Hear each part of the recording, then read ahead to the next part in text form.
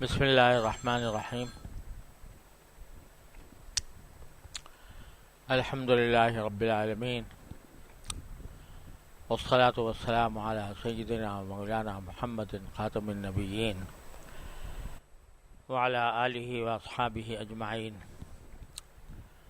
وعلی کل من تبعہم بإحسان الی یوم الدین. اما بعد، قرآن کریم نے جو دعائیں سکھائی ہیں اور مناجات مقبول کی پہلی منزل میں وہ دعائیں جمع ہیں، ان کا بیان عرصے سے اس لیے کر رہا ہوں کہ اللہ تبارک و تعالی سے اپنی ہر حاجت مانگنا، چھوٹی ہو یا بڑی، یہ دنیا کے لحاظ سے بھی بہترین نفع کا اور فائدے کا کام ہے، اور آخرت کے لحاظ سے بھی جو دعا مانگی جائے، چاہے وہ اپنی ذاتی ضرورت کے لیے ہو، تو اللہ تبارک و تعالی کے ہاں وہ اجر و ثواب کا مستحق ہوتی ہے، چاہے اپنے ذاتی دنیاوی مقصد کے لیے کوئی مانگ رہا ہو، لیکن اس کا فوری اور نقد فائدہ یہ ہوتا ہے کہ اس کو ایک عبادت تصور کیا جاتا ہے. اللہ تبارک و تعالی اس کو ایک عبادت قرار دے کر اس پر اجر و ثواب عطا فرماتے ہیں. کوئی شخص بیمار ہے اور یہ دعا کرتا ہے کہ اللہ مجھے صحت عطا فرما دے،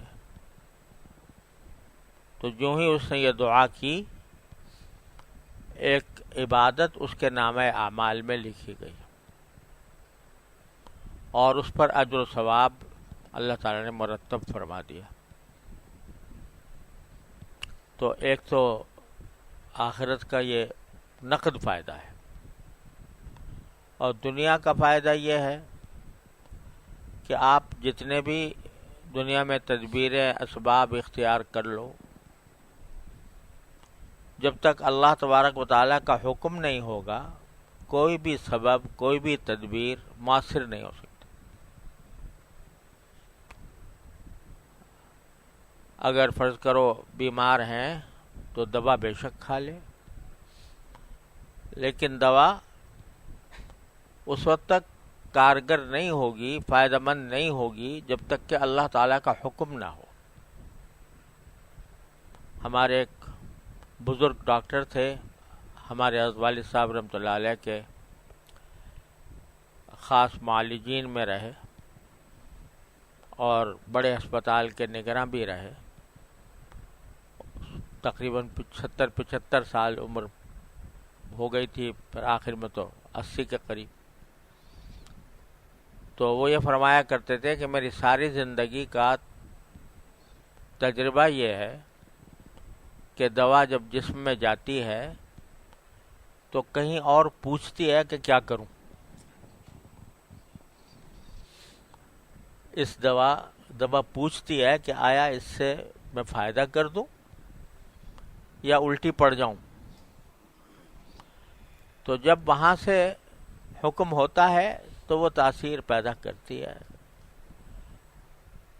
اور نہیں ہوتا تو آدمی دوا کھاتا رہتا ہے، علاج بدلتا رہتا ہے، کچھ حاصل نہیں ہوتا. تو اب انسان جو ہے وہ زیادہ تر اپنے ظاہری اسباب کی تدبیروں میں پڑا رہتا ہے. جب بھی کوئی اس کو مسئلہ پیش آئے تو وہ اس مسئلے کو حل کرنے کے لیے جو ظاہری تدبیریں ہوتی ہیں ان کی طرف لپکتا ہے.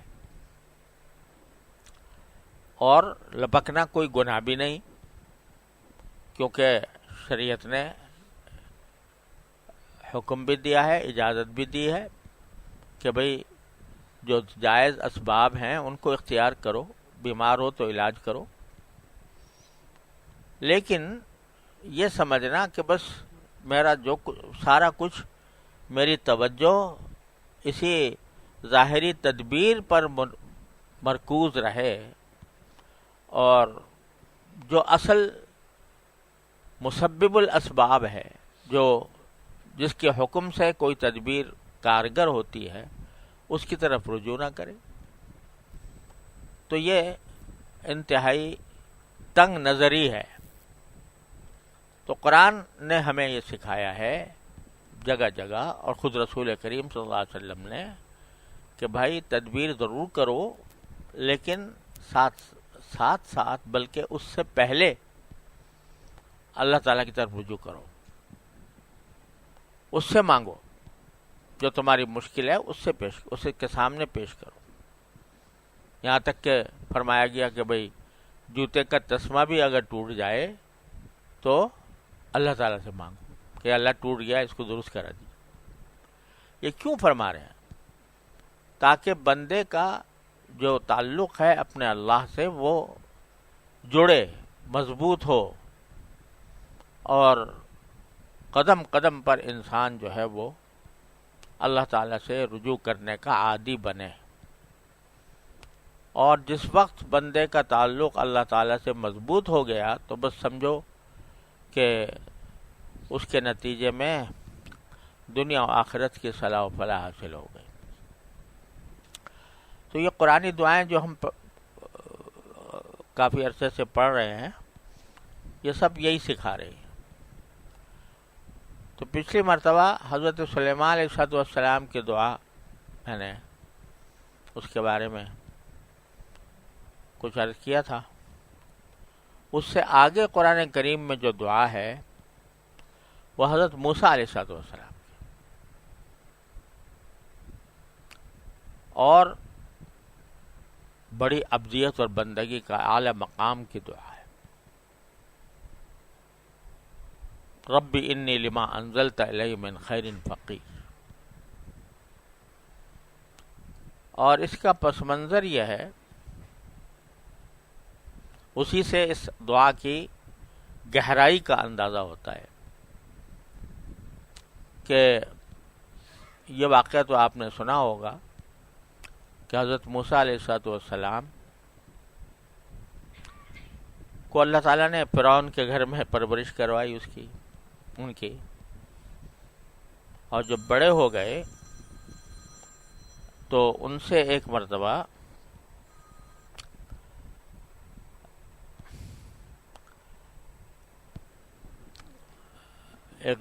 یہ ہوا کہ وہ کہیں جا رہے تھے تو ان کی قوم بنی اسرائیل کا ایک آدمی تھا، اس پر فرعون کی قوم قبطیوں کے ایک آدمی نے اس کو پکڑا ہوا تھا اور اس کے ساتھ کچھ زیادتی کر رہا تھا. تو بنی اسرائیل کے آدمی نے حضرت موسیٰ علیہ السلام کو مدد کے لیے فریاد کی کہ آپ میری مدد کریں. تو موسیٰ علیہ السلام نے وہ قبطی جو کہ حملہ کر رہا تھا بنی اسرائیل کے آدمی پر، اس کو چھڑانے کے لیے اس کو ایک مکہ مار دیا. اب مکہ مارنے سے مقصد یہی تھا کہ وہ ان کو چھوڑ دے، اس کو قتل کرنا مقصود نہیں تھا. لیکن حضرت موسیٰ علیہ السلام طاقتور بہت زیادہ تھے، تو وہ مکہ کہیں ایسی جگہ پڑا ان کا کہ وہ اس مکے ہی سے مر گیا. اب ایک طرح سے قتل صادر ہو گیا موسیٰ علیہ السلام سے، یعنی نادانستگی میں، جان بوجھ کر قتل نہیں کیا، غلطی سے ہو گیا. تو پریشان بھی ہوئے کہ یہ مجھ سے غلطی ہو گئی. اور پریشان ہونے کے علاوہ بہرحال فرعون کا زمانہ تھا، فرعون کا قانون تھا، تو یہ بھی خطرہ ہوا کہ وہ اس کے جواب میں مجھے قتل کرے گا. اسی دوران کوئی شخص آیا اور اس نے موسیٰ علیہ السلام سے کہا کہ کہ ان الملا یاتمرون بک، کیونکہ اس قتل کا تھوڑا چرچا ہو چکا تھا، تو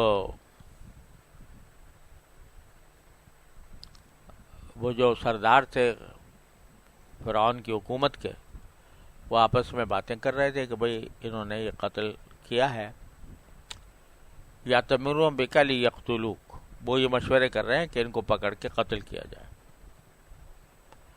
لہذا ان صاحب نے جو یہ خبر لائے تھے حضرت موسیٰ علیہ السلام سے کہا کہ فخرج، آپ شہر سے نکل جائیں، انی لک من الناصحین، میں آپ کو خیر خواہی نصیحت کی بات کہتا ہوں کہ نکل جائیں۔ تو اب موسیٰ علیہ السلام تو کے پاس اور کوئی راستہ نہیں تھا، تو وہ شہر سے تو نکلنا تھا، ورنہ جان بچنی مشکل تھی۔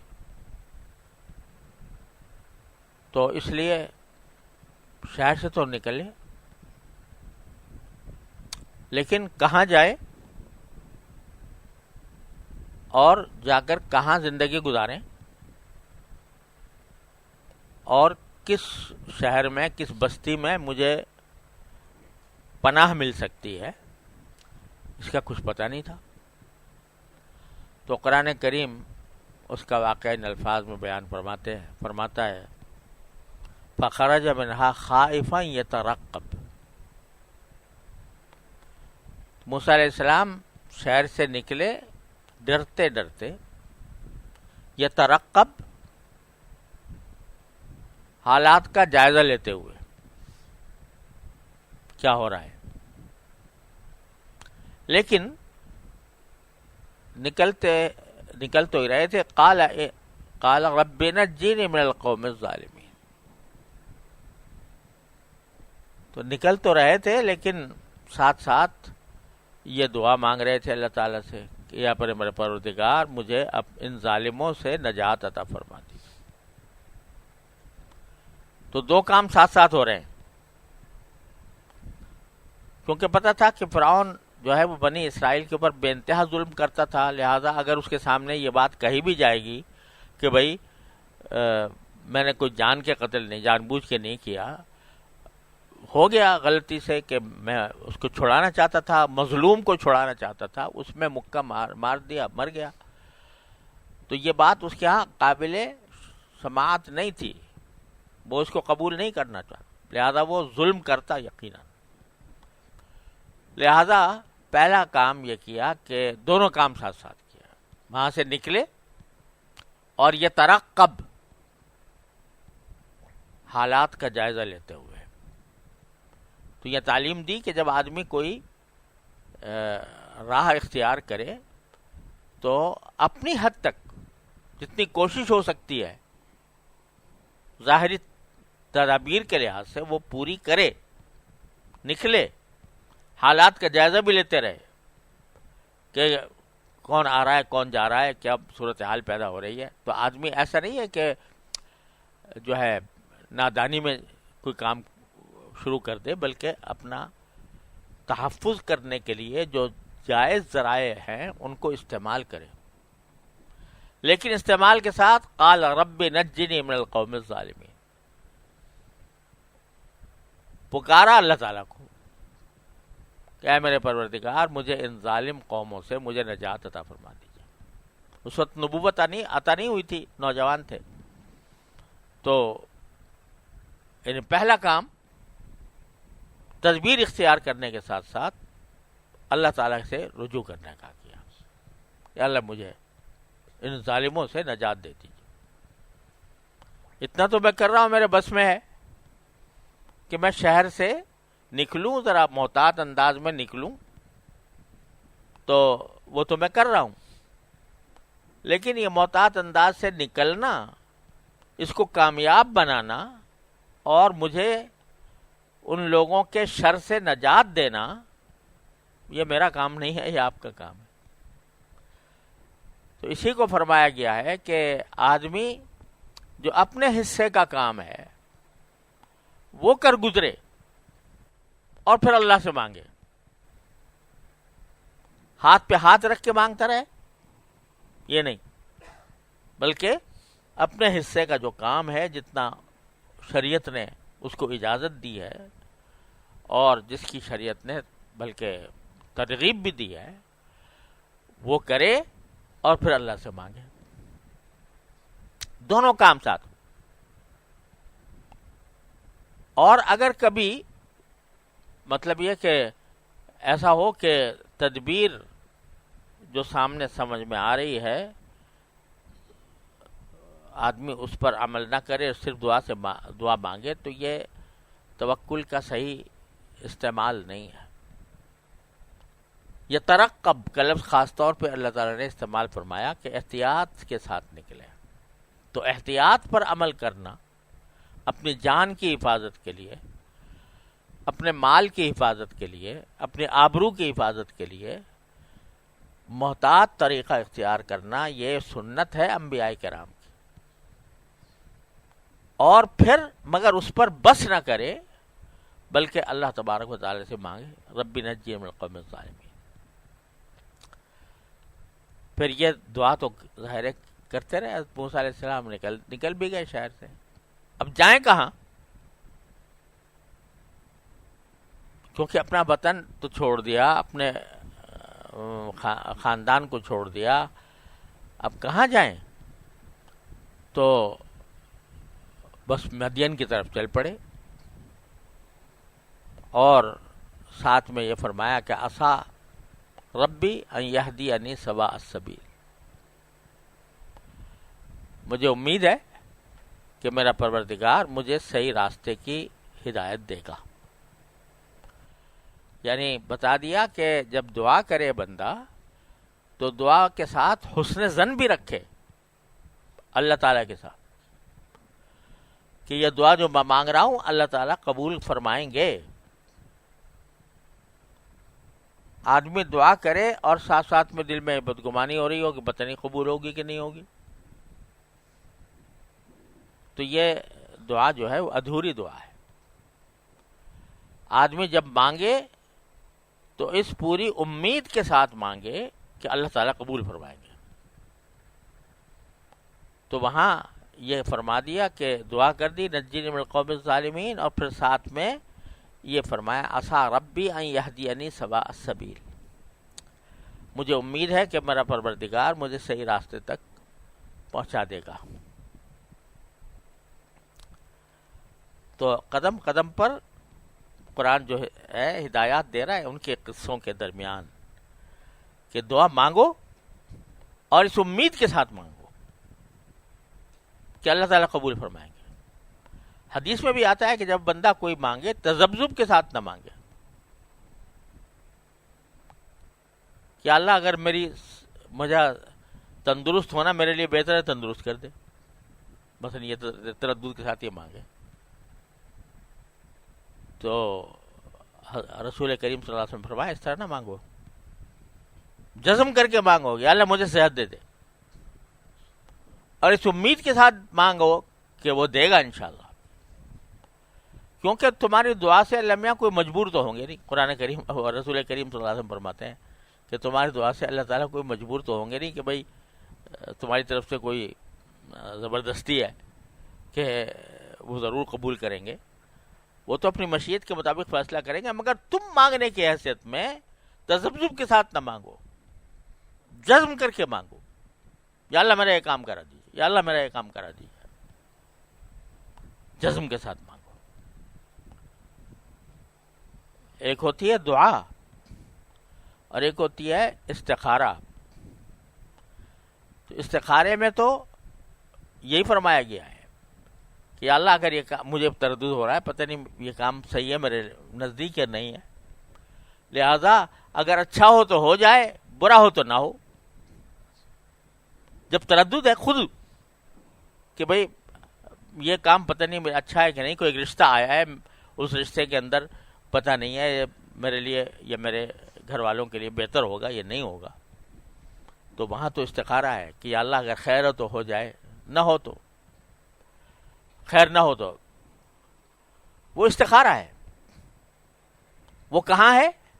جہاں کسی امر میں تردد ہو، پہلے ہی انسان کو تردد ہے، لیکن جہاں انسان کو تردد نہیں ہے، بیمار ہے، تو اس کو تردد ہوگا کہ اچھا ہوں یا مر جاؤں؟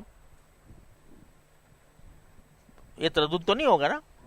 تو اس واسطے وہاں پر یہ نہ کہے کہ اللہ میں اگر میرے حق میں تندرستی بہتر ہے تو تندرستی دے دے.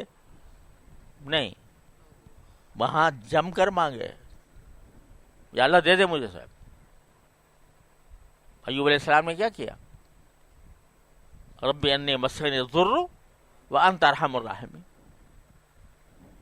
تو یہاں بھی ایک طرف مانگا کہ اللہ مجھے ظالم قوم سے مجھے نجات دے دے، اور پھر امید رکھی کہ اللہ تعالیٰ مجھے ضرور کوئی نہ کوئی راستہ نکالے گا میرے لیے اور مجھے صحیح راستے پر ڈال دے گا. چنانچہ ایسا ہی ہوا. اس وقت یا تو اللہ تعالیٰ نے دل میں ڈالا ہوگا، ظاہر ہے، کہ بھائی تم مدین چلے جاؤ. مدین جو ایک شہر تھا اور وہ فرعون کی عملداری سے خارج تھا، باہر تھا، ایک تھم تو دوسرا ملک تھا. آج بھی مصر الگ ملک ہے اور مدین جو ہے وہ اردن میں ہے، تو الگ ملک ہے.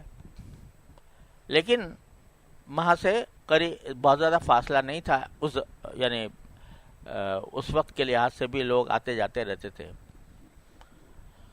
تو مدین چلے گئے، کا رخ کر لیا.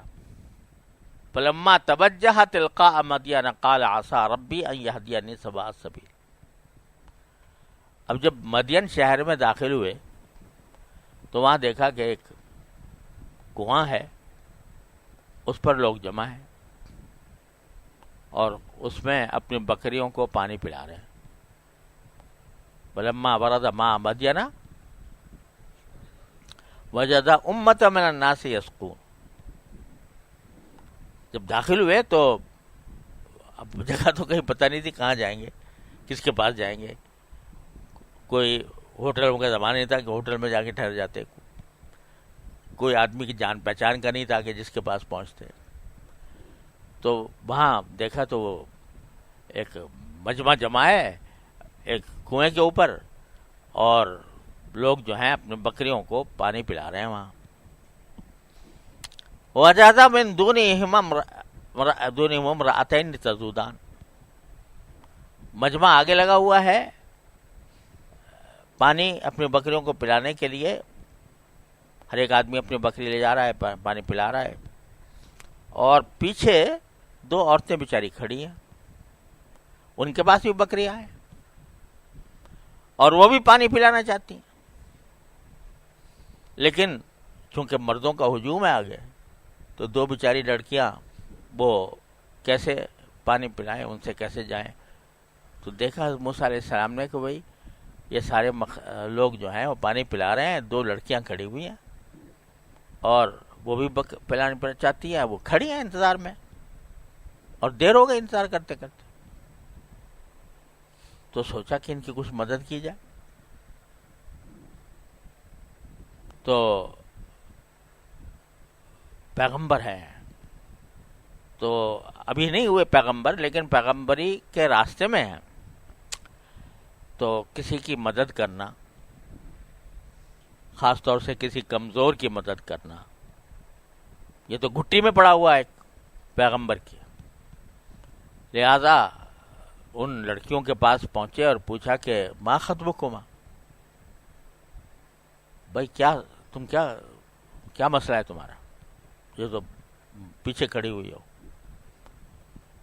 تو انہوں نے کہا کہ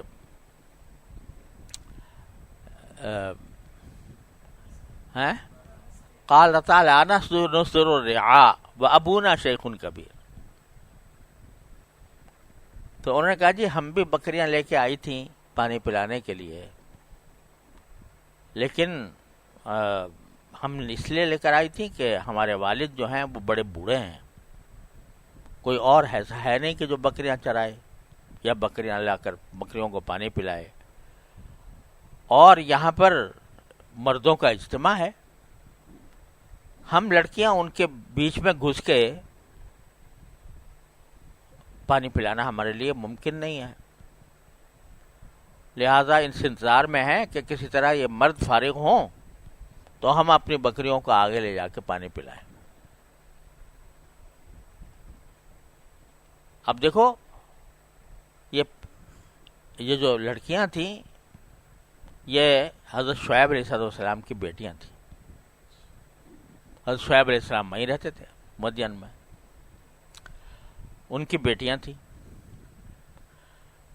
تو قرآن یہ سب واقعہ بیان کر رہا ہے، اور جب قرآن کریم کوئی واقعہ بیان کرتا ہے تو ظاہر ہے کوئی داستان بیان کرنا نہیں ہوتا، اس میں احکام ہوتے ہیں۔ تو مفسرین نے اس کے تحت فرمایا کہ اس سے پتہ چلا کہ عورتوں کو اگر ضرورت پیش آئے اپنی روزی کمانے کے لیے یا اپنی حاجتیں پوری کرنے کے لیے تو گھر سے نکلنا ان کے لیے جائز ہے، کیونکہ بکریاں چرانے کے لیے نکل گئیں عورتیں۔ لیکن کب جائز ہے؟ جبکہ کوئی مرد نہ ہو اس کام کے لیے۔ اسی لیے ساتھ کہا کہ ہمارے والد صاحب تو بوڑھے ہیں، وہ تو چرا نہیں سکتے، لہذا ہم لے کر آئی ہیں بکریاں، تو ہم چرا رہی ہیں۔ تو دونوں باتیں ساتھ ساتھ نکل آئیں۔ جب مرد موجود ہو گھر میں تو باہر کا کام مرد کرے، عورت کا کام نہیں ہے کہ وہ باہر نکلے۔ لیکن اگر نہ ہو، کوئی اور راستہ نہ ہو، تو شریعت نے اجازت دی ہے کہ شرم و حیا کے ساتھ اور شرعی تقاضوں کو پورا کرتے ہوئے، حجاب کے تقاضے پورے کرتے ہوئے وہ باہر نکل آئے۔ دونوں باتیں معلوم ہو گئی۔ تو یہ جو یعنی عورت کو باہر نکلنا کسی ملازمت کے لیے یا کسی روزی کمانے کے لیے یہ اصل نہیں ہے۔ اصل کیا ہے کہ مرد کمائے اور عورت جو ہے وہ گھر کو سنبھالے، وہ گھر میں رہے۔ وَقَرْنَ فِي بُيُوتِكُنَّ، اصل حکم یہ ہے۔ لیکن جہاں ضرورت ہو تو اللہ تعالیٰ نے اجازت بھی دی ہے۔ تو یہ جو آج کل ایک بات نکلی ہے کہ عورتیں فیشن کے طور پر جاب کرتی ہیں۔ جاب کرنا اس لیے نہیں ہے کہ بھئی اگر نہیں کریں گے تو کھائیں گی کہاں سے، ایسا نہیں ہے۔ الحمدللہ گھر میں مرد بھی کماتا ہے اور شوہر بھی ہیں، باپ ہے، اور اچھے مناسب انداز میں زندگی بسر ہو رہی ہے۔ ایسے میں عورت کا باہر نکلنا کہ میں بھی جاب کروں گی، یہ کوئی صحیح بات نہیں ہے۔ ہاں ضرورت ہو تو بے شک۔ آج کل یہ ہے کہ ایک تو عورتوں کو باہر نکلنے کا شوق ہو گیا ہے، جاب کے لیے، ملازمتوں کے لیے، ضرورت نہ ہو تب بھی۔ اور دوسرا یہ کہ بعض اوقات اس کا مقصد صرف یہ ہوتا ہے کہ بھئی دولت میں اضافہ ہو، شوہر بھی کمائے گا، بیوی بھی کمائے گی، تو مل کے دولت میں یعنی بقدر ضرورت صرف مرد کے کمانے سے بھی حاصل ہو سکتا ہے، مناسب انداز میں ہو سکتا ہے، اچھے خاصے خوشحالی کے ساتھ ہو سکتا ہے، لیکن اس کے باوجود مقصد چاہیے کہ بھئی دولت ہو بہت بڑی، اس کے لیے کرنا، یہ بھی کوئی اچھی بات نہیں ہے۔ اسی لیے قرآن نے دونوں باتیں بیان کی، کہ ضرورت بھی بیان کی اور ساتھ میں ان کا باہر نکلنا بھی بیان کیا۔ تو بقدر ضرورت اگر نکلے عورت تو کوئی حرج نہیں۔ تو موسیٰ علیہ السلام نے جب ان کی یہ مشکل سنی تو انہوں نے ان کو پانی پلایا، ان کے بکریوں کو، فسقاہما، ان کو پانی پلا دیا۔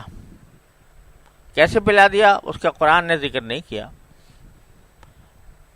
لیکن یہ بھی ہو سکتا ہے کہ اسی لائن میں لگ گئے ہوں اور پھر جا کے مردوں کے ساتھ مل کے پلا دیا. لیکن ایک روایت میں یہ آتا ہے کہ حضرت موسیٰ علیہ السلام نے ان لڑکیوں سے پوچھا کہ بھئی یہاں کوئی اور بھی کنواں ہے پانی کا کوئی علاوہ اس کنویں کے جہاں اتنا ہجوم لگا ہوا ہے؟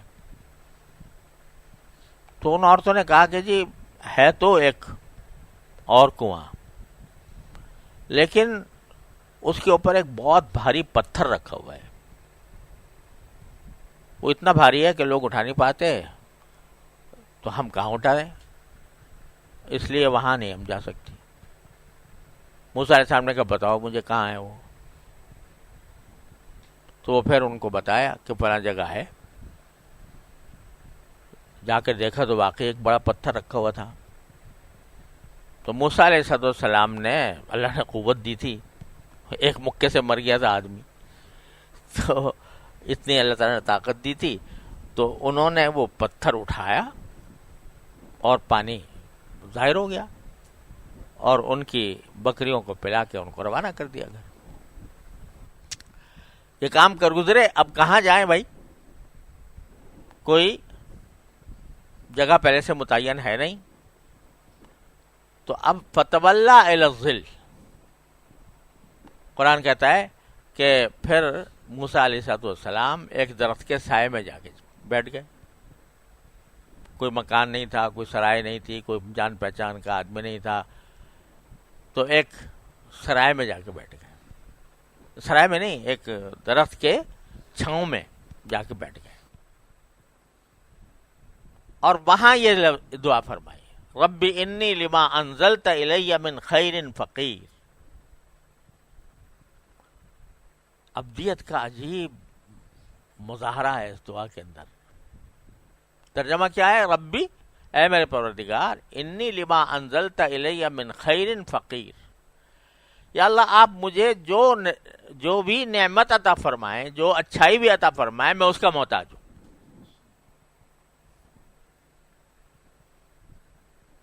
بھئی اگر اس وقت حاجتوں کا کچھ ٹھکانا تھا، بھئی گھر چاہیے تھا، رہنے کی جگہ چاہیے تھی، کھانے پینے کا انتظام چاہیے تھا، کوئی ایک چیز تھی جس کی ضرورت ہو، ضرورتوں کے ایک انبار تھا، تو اب کیا کیا مانگے؟ یا اللہ مجھے گھر دے دے، یا اللہ مجھے اچھے کوئی پڑوسی دے دے، کوئی میرے احباب رشتہ دار اچھے اور احباب سے اچھے مل جائے، روزی کا سامان ہو جائے، وغیرہ وغیرہ.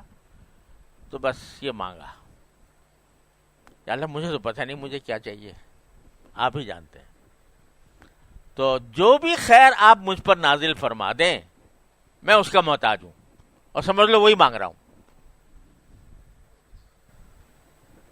ایسے عجیب جامع دعا ہے، رب انی لما انزلت الی من خیر فقیر.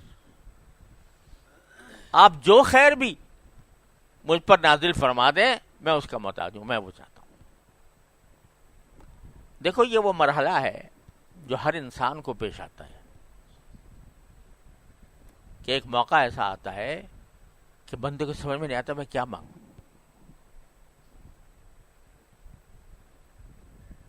دعا کرنے کی بھی دل میں آرزو ہے، بعض اوقات ہاتھ بھی اٹھے ہوئے ہیں لیکن الفاظ نہیں نکل رہے، سمجھ میں نہیں آ رہا کیا کہوں، کیا مانگوں. تو موسیٰ علیہ السلام نے سکھا دیا کیا مانگو. ہمارے حضرت اعلیٰ حضرت عارفی قدس اللہ تعالیٰ سرہ فرمانے لگے ایک دن کہ میں ایک مرتبہ حرم شریف میں بیٹھا ہوا تھا، کعبہ شریف سامنے تھا، دعا کرنے کے لیے ہاتھ اٹھائے. اب کچھ سمجھ میں نہیں آ رہا کیا مانگوں. پہلے حضرت والا جب دعا مانگتے تھے لمبی مانگا کرتے تھے، کافی لمبی دعائیں مانگتے تھے. اب کہہ رہے ہیں جتنی مانگا کرتا تھا یا اللہ کیا وہ بھی یاد نہیں آ رہی جو مانگا کرتا تھا. ہاتھ اٹھے ہوئے ہیں، مانگ سمجھ میں آ نہیں رہا کیا مانگوں. تو پہلے دل میں شبہ پیدا ہوا کہ اللہ تو میں نے ہاتھ اٹھائے ہوئے ہیں اور اتنا بھی مجھ سے نہیں ہو رہا کہ میں اللہ تعالیٰ سے مانگوں، کیا مانگوں. تو فرمایا پھر فوراً اللہ تعالیٰ نے دل میں ڈالا کہ تو کیا مانگے گا؟ جو کچھ بھی مانگے گا وہ متناہی ہوگا، وہ کم ہوگا، لہذا ہاتھ پھیلا دے تو نے اس بارگاہ میں تو ساری نعمتیں اس کے نیچے آ گئیں۔ تو یہ مرحلہ ہر انسان کو پیش آتا ہے کہ بعض اوقات دعا کرنے کو دل چاہ رہا ہوتا ہے اس کا، خاص طور سے حرمین میں تو یہ بکثرت ہوتا ہے، ہاتھ پاؤں پھول جاتے ہیں، سمجھے؟ آدمی پہنچ گیا کسی نہ طرح ملتزم پہ پہنچ گیا، بڑی آرزوؤں سے پہنچ گیا، اب ہاتھ تو پھیلا دیے، چمٹ بھی گیا، لیکن کیا مانگ سمجھ میں نہیں آتا۔ تو ایسے مرحلے پر موسیٰ علیہ السلام کی یہ دعا جو ہے وہ کارگر ہوتی ہے۔ اللہ مجھے تو کچھ پتہ نہیں، میں کیا، میرے لیے کیا بہتر ہے، کیا مانگوں کیا نہ مانگوں، جو بھی مانگوں گا متناہی ہوگا۔ آپ اپنے فضل و کرم سے جو آپ کی غیر متناہی نعمتیں ہیں، ان کی میں سے جس چیز کی مجھے بھی ضرورت ہے وہ عطا فرما دیں۔ رب انی لما انزلت الی من خیر فقیر۔ بھائی دیکھو ذرا، آپ سوچو، ایک آدمی ہے وہ بڑی مشکل سے نجات پا کر آیا ہے دشمنوں سے، اور ایک علاقے میں پہنچا ہے، وہاں اس کی کیا کچھ ضروریات ہیں، لیکن وہ سب تفصیل چھوڑ چھاڑ کے ایک مختصر دعا مانگ لی، رب انی لما انزلت الی من خیر فقیر۔ تو یہ سکھا رہا ہے قرآن کہ دعا مانگنا نہ چھوڑو، محض اس وجہ سے کہ تمہاری سمجھ میں نہیں آ رہی، ہاتھ پھیلا دو۔ جس بارگاہ میں ہاتھ پھیلاؤ گے وہ تم سے زیادہ جانتی ہے کہ تمہیں کیا چاہیے۔ تم کیا مانگو گے؟ ایسے موقع پہ یہ تصور کر لو کہ وہ ذات میری ضرورتیں اور حاجتیں مجھ سے زیادہ بہتر جانتی ہے، لہذا میں تو یہ کہتا ہوں یا اللہ مجھے جس جس چیز کی ضرورت ہے سب عطا فرما دے۔ تو یہ ایک ایسا سبق ہے جو یاد دعا دے رہی ہے، رب انی لما انزلت علی من خیر۔ میں جب بھی یہ دعا پڑھتا ہوں یا یہ واقعہ دیکھتا ہوں تو اس الفاظ پر ایک وجد طاری ہو جاتا ہے، رب انی لما انزلت الی من خیر فقیر۔ جو بھی خیر آپ میرے اوپر نازل کریں میں اس کے محتاج ہوں۔ سبحان اللہ۔ اس دعا کے نتیجے میں کیا ہوا آگے قرآن نے وہ بتایا کہ یہ دعا مانگ رہے تھے، درخت کے سائے میں بیٹھے تھے، کوئی پناہ گاہ نہیں تھی، کوئی ٹھکانہ نہیں تھا۔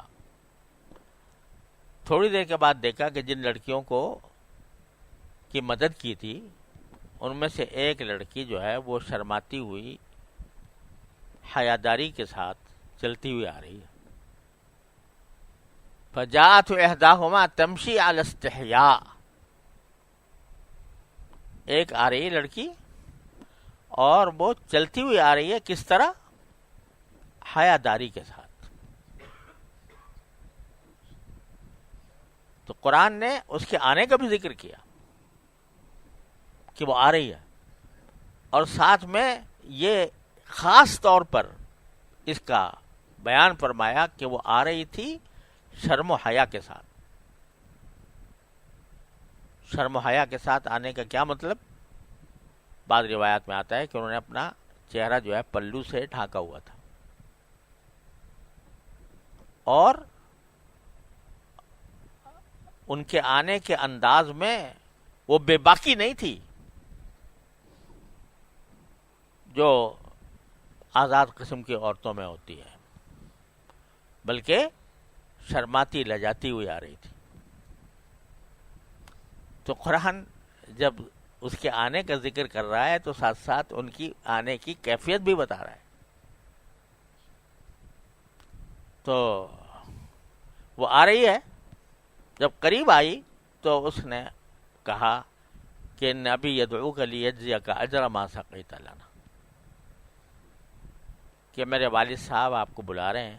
ہم نے بتایا تھا کہ ہمارے والد جو ہیں بہت بوڑھے ہیں، تو میرے والد صاحب آپ کو بلا رہے ہیں تاکہ آپ نے جو ہماری مدد کی ہے بکریوں کو چرانے کی، اس کا بدلہ دیں آپ کو.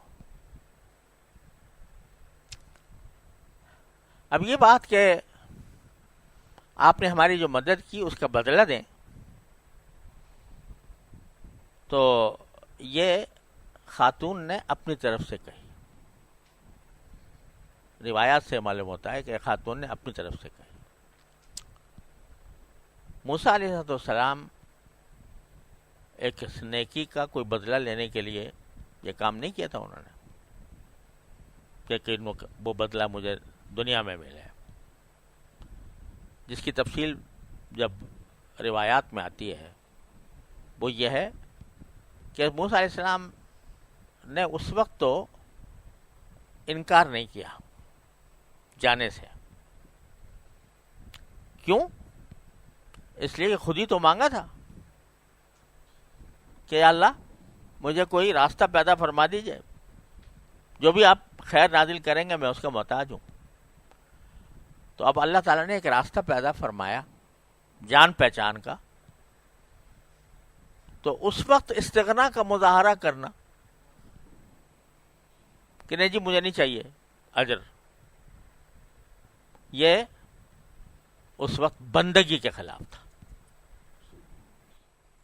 بندگی کا تقاضا یہ ہے کہ جب اللہ تعالیٰ دے رہا ہے، خود میں نے مانگا تھا کہ آپ کوئی خیر مجھ پر نازل فرمائیں، اس کا ایک راستہ پیدا ہوا اور کوئی راستہ سامنے ہے نہیں، وہی راستہ پیدا ہوا. تو اس وقت یہ کہا کہ نہیں جی مجھے نہیں چاہیے. تو اللہ تعالیٰ کے ساتھ بے نیازی کا معاملہ نہیں، اللہ تعالیٰ کے ساتھ بندگی کا معاملہ ہے، عاجزی کا معاملہ ہے کہ جب آپ نے دیا ہے تو چل پڑے حضرت موسیٰ علیہ السلام. لیکن جب وہاں پہنچے تو حضرت شعیب علیہ السلام نے دسترخوان بچھایا ہوا تھا کھانے کا، جو ان کے والد تھے انہوں نے. تو حضرت شعیب علیہ السلام نے حضرت موسیٰ علیہ السلام سے کہا کہ آئیے کھانا. بہرحال شروع میں کچھ ظاہر ہے ان کی ہمت افزائی کی ہوگی، ان کی شکریہ ادا کیا ہوگا، پھر کھانے پر بٹھایا. تو موسیٰ علیہ السلام نے فرمایا کہ میں معذرت خواہ ہوں. وہاں جا کے فرمایا. شعیب علیہ السلام نے فرمایا کیوں؟ کہا کہ مجھے یہ اس میں شبہ ہو رہا ہے کہ آپ مجھے جو کھانا کھلا رہے ہیں یہ میں نے جو مدد کی تھی آپ کی بیٹیوں کی، اس کی وجہ سے آپ کھلا رہے ہیں مجھے کھانا. تو وہ کام میں نے اس لیے نہیں کیا تھا کہ مجھے اس کا بدلہ دے، وہ تو میں نے اللہ کے لیے کیا تھا.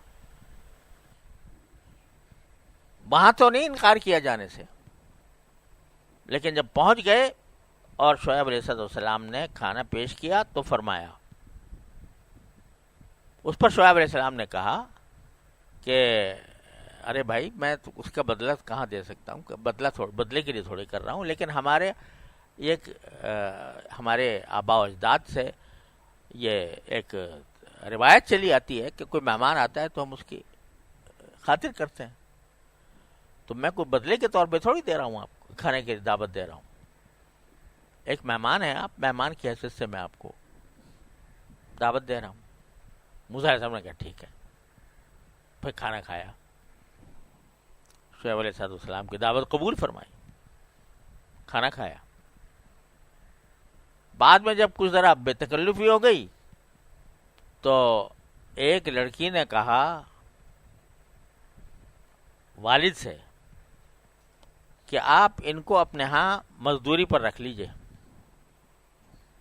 ملازم رکھ لیجئے. ان خیر من استاجرت القوی الامین. ایک صاحبزادی نے کہا کہ کیونکہ آپ خود بوڑھے ہو چکے ہیں، آپ کے بڑھاپے کی وجہ سے ہمیں سب یہ کام کرنے پڑتے ہیں جو اصل کے خلاف ہیں، جیسے میں نے کہا تھا.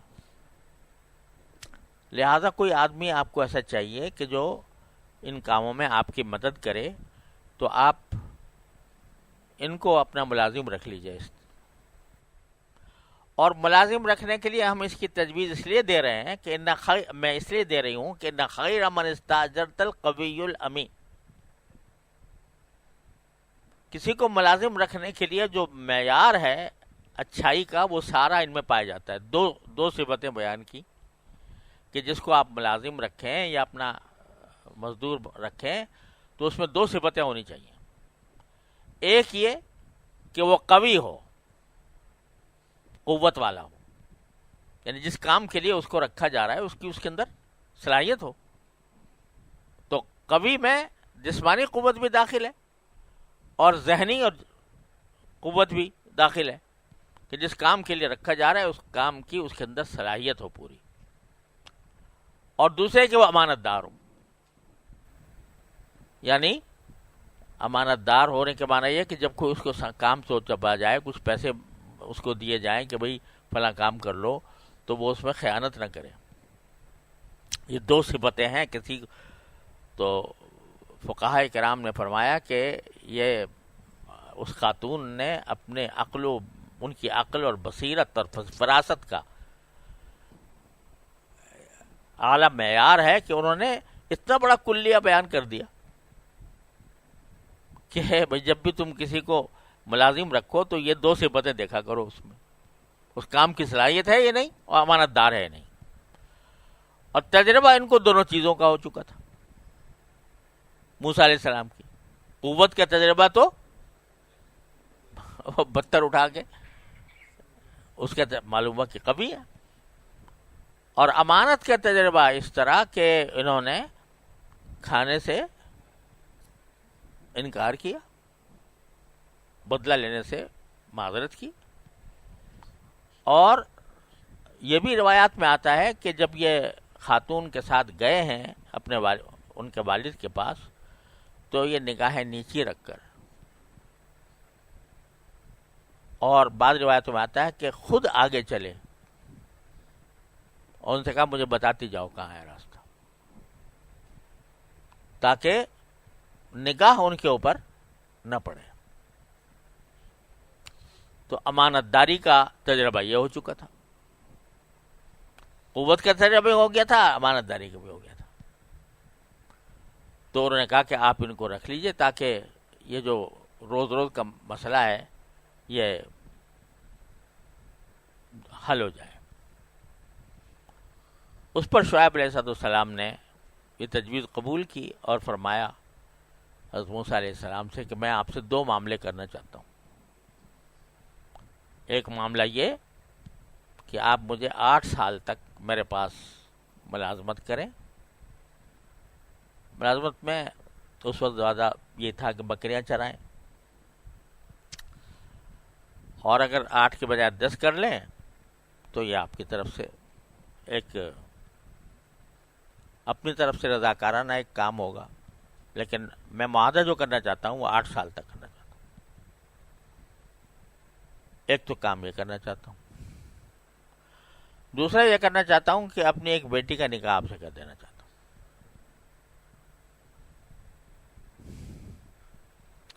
تو دونوں معاملے حضرت شعیب علیہ السلام نے موسیٰ علیہ السلام سے کیے. تو روزی کا انتظام تو اس طرح ہو گیا، ملازمت مل گئی، سمجھے، اور روزی کے ساتھ گھر بسنے کا انتظام اس طرح ہو گیا کہ ایک بیٹی حضرت شعیب علیہ السلام نے خود پیشکش کر دی کہ ایک بیٹی کا نکاح کرنا چاہتا ہوں. تو ان کی بیٹی وہ صاحبزادی جو حضرت موسیٰ علیہ السلام کے نکاح میں آئیں وہ صبورہ تھی. تو اس طرح اللہ تبارک و تعالی نے وہ جو دعا مانگی تھی رب انی لما انزلت الی من خیر فقیر، اس دعا کی قبولیت اللہ تعالی نے اس طرح کرائی. گھر مل گیا، ملازمت مل گئی، بیوی مل گئی، ایک بزرگ کی صحبت مل گئی شعیب علیہ السلام کی. وہ خود پیغمبر تھے، ان کی صحبت نصیب ہو گئی. ان کی صحبت میں رہ کر یہ سارے کام اللہ تعالیٰ نے رکھ کر دیے. کہیں سے؟ رب انی لما انزلت الی من خیر فقیر سے. تو بھائی جو دعا جو چیزیں جو حاجت ہے اللہ تبارک و تعالیٰ سے وہ تو مانگنے کی عادت ڈالنی چاہیے، جب بھی چھوٹی ہو بڑی ہو. جیسے موسیٰ علیہ السلام نکلتے ہوئے مانگی کہ اللہ مجھے ظالم قوموں سے نجات دے دے، اور پھر امید کے ساتھ مانگی، اور پھر یہ ایک اجمالی دعا مانگ لی جس مال پر 1000 تفصیلیں قربان ہوں. رب انی لما انزلت الی من خیر فقیر. تو اللہ تعالیٰ نے سارے مسائل کرا دیے، اور پھر یہاں سے ہی آگے چل کر پھر نبوت کا منصب اللہ تعالیٰ نے عطا فرمایا. تو یہ دعا ہمیں یہ سکھا رہی ہے کہ بھائی آدمی تم ویسے تو ہر چھوٹی بڑی حاجت جو سمجھ میں آ رہی ہے مانگتے رہا کرو، مانگتے رہا کرو، مانگتے رہا کرو، لیکن ایک وقت ایسا ہوتا ہے جو آدمی دعا کے لیے خاص کرتا ہے، جیسے نماز کے بعد مثال کے طور پر. بسا اوقات ایسا ہوتا ہے کہ ہم الحمدللہ بزرگوں کی صحبت سے، ان کے کہنے سننے سے یہ تو ہوتا ہے کہ جب کوئی ضرورت پیش آئی تو فوراً اللہ تعالیٰ سے مانگ لیا، اللہ تعالیٰ اس کی ہم سب کو توفیق عطا فرمائے. لیکن جب خود دعا مانگنے بیٹھتے ہیں اس خیال سے کہ بھئی دعا کریں گے نمازوں کے بعد مثلا،